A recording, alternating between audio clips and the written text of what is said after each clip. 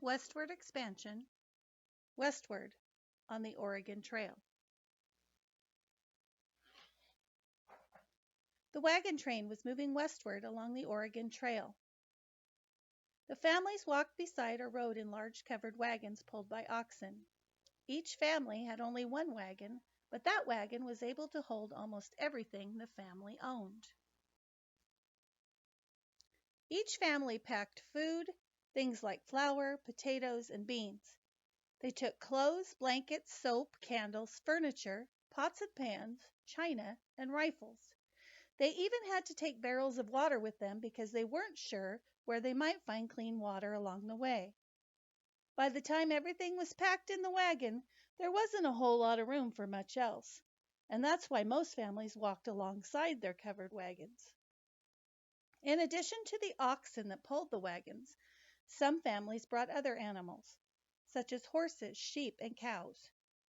These animals didn't go inside the covered wagons. Instead, they were tied to the wagons with rope and walked behind or beside the wagons. Many of these families were headed to the Oregon Territory where they planned to settle and make new homes.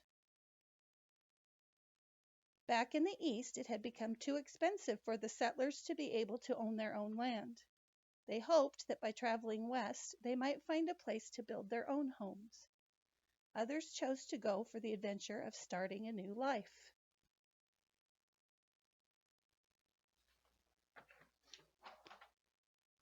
The road west had been challenging already. The wagon train had been traveling for 3 long months. The settlers were following a rough, uneven trail of wagon ruts to the Oregon Territory. After many wagons followed one path, the ruts became so deep that it was very difficult or even impossible for wagons to travel without getting stuck.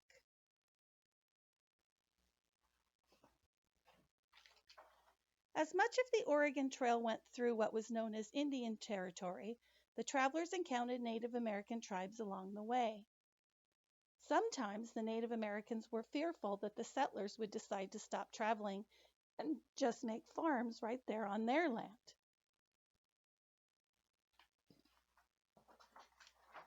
On this particular day, the wagon train moved slowly in 100-degree heat. Thomas Lawrence, a settler and the wagon train's scout, rode quickly over to the leader of the wagon train, Captain Jeremiah Ward, to report on the trail ahead. "There's water a half a mile ahead, but it's not fit for drinking," Mr. Lawrence reported. "We ought to reach Sweetwater River by noon, though, and that water is safe." Captain Ward nodded and said thanks. "Good work, Thomas."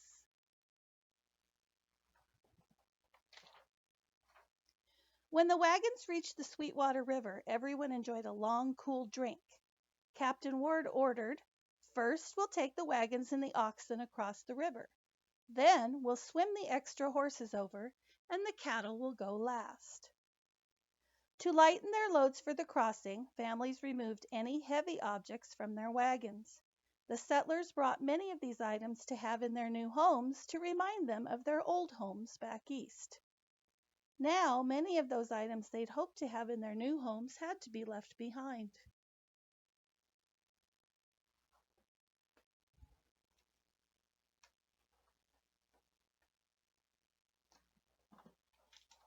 Fortunately, everyone crossed safely. Once everyone was across and settled, they refilled their water barrels and canteens. They would need the fresh water for the next portion of their trip. Then they set up camp for the night and made small campfires over which they cooked their food, beans and bacon.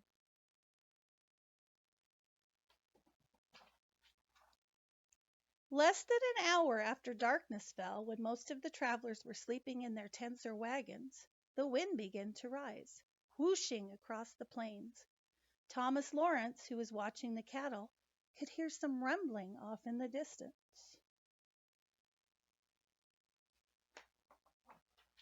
Suddenly, a flash of lightning split the night sky.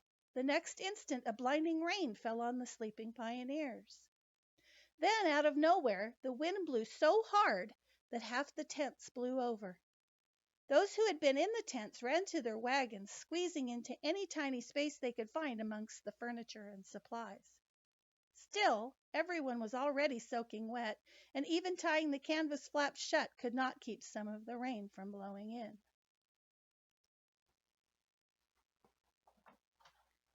Inside the Lawrence family wagon, everyone huddled together, shivering. 9-year-old Barbara said, "Folks call these wagons prairie schooners, Mama, as if they were schooner ships sailing the wide open land instead of the sea. I didn't really think the schooner ships and our prairie schooner were that much alike. But with the wind rocking the wagon back and forth, I feel like we're really at sea." 6-year-old Abigail whispered, "I wish we were home." At that moment, the canvas flaps opened and Thomas Lawrence joined his family inside the wagon. Abigail asked, "Papa, why aren't you with the cattle?" He explained, "That first lightning bolt spooked them so much that they just ran off. We'll have to round them up after the storm."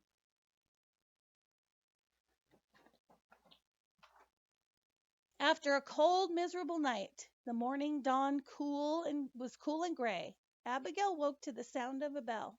Peering out, she exclaimed, "Why, it's Snowbell! She found her way back." Sure enough, the Lawrences' milk cow was standing outside the wagon, ready to be milked. Mr. Lawrence told his wife, "Patricia, have one of the boys milk her. I have an idea."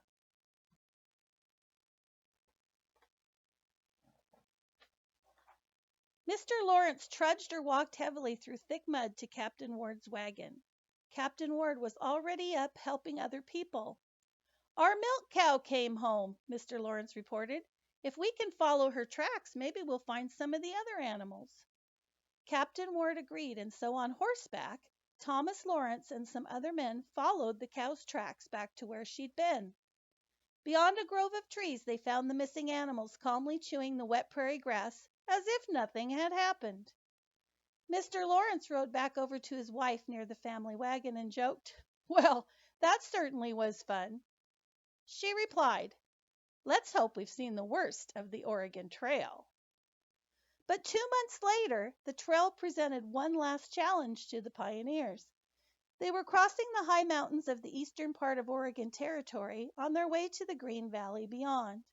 That day, Captain Jeremiah Ward and Thomas Lawrence stood together and looked down at the steep mountain trail ahead.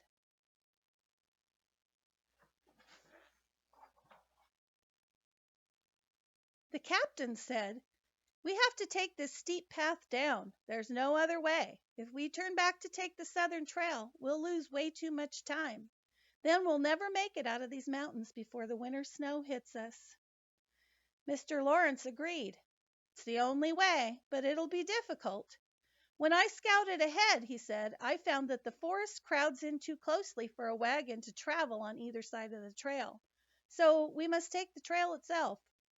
At least this extremely steep stretch is fairly short, only about 160 feet. Then the trail levels out, and it's in good condition again. Once we make it down the hill, the trail will be much easier." Fortunately, Captain Ward had a plan. "Tell everyone to unhitch the oxen from the front of the wagons and reconnect them to the back. We'll walk with them on the paths on either side of the trail, and the oxen will be able to hold the weight of each wagon so it doesn't slide down. After the wagons were down, our families can follow on foot. We'll bring the herds down last." Half an hour later, the first wagon started down the steep trail. 6 oxen, attached to the wagon by ropes or chains, strained to keep the Lawrence wagon under control on the bumpy, uneven surface. Watching from the top of the hill was Mrs. Lawrence and the children. As they watched the wagon descend, Mrs. Lawrence said, "It'll be a miracle if my china doesn't shatter to pieces with all that bouncing and banging." After what seemed like a lifetime, there came a cry from the bottom of the incline, "We're down, and everything's in one piece." Everyone cheered, and Captain Ward ordered the men to move the rest of the wagons. By the end of the day, everyone had made it down to the bottom. That night, camping beside a clean flowing stream, Captain Ward announced, "Tomorrow we'll be out of these mountains, and then we're almost home." 10 days later, Captain Ward led his wagon train out of a forest and into a lush green valley, spread out as far as the eye could see. As each wagon emerged from the trees and each family saw the valley ahead, everyone fell silent. This was the place that the travelers had dreamed about and worked to reach through 6 months of hardships or difficulties, and laughter, rain and hail, wind and heat.